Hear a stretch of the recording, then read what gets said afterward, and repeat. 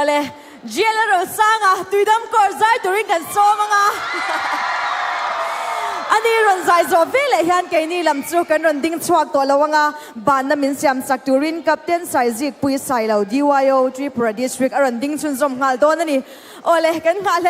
em variety program te zaya hun ron khar turin jiela ro sanga kan so me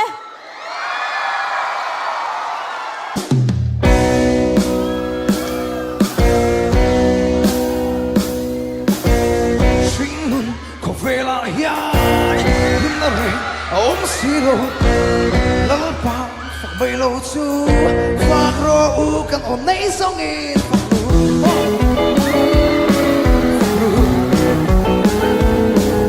on nei song ya ni lalpa I faka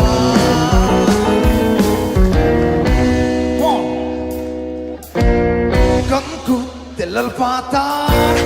kan ke I penang lalpa fakang u faro u kan on nei songi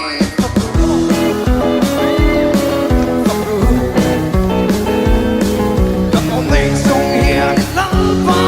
fakang phong lai ni song te lalpa tali mangamu kan chat lai ni raisilo kuat lai mai ani lalpa fakang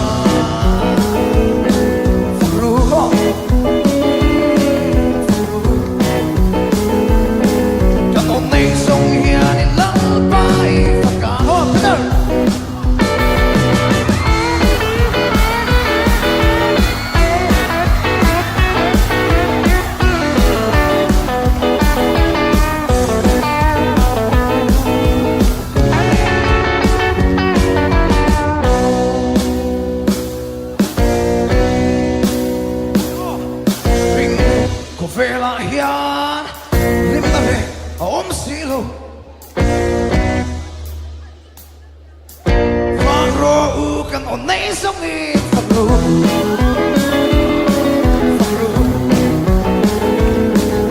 on nei songi ani lalpai faka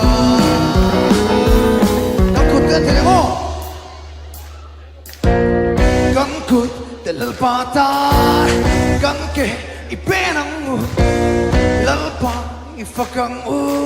faro u kan on nei songi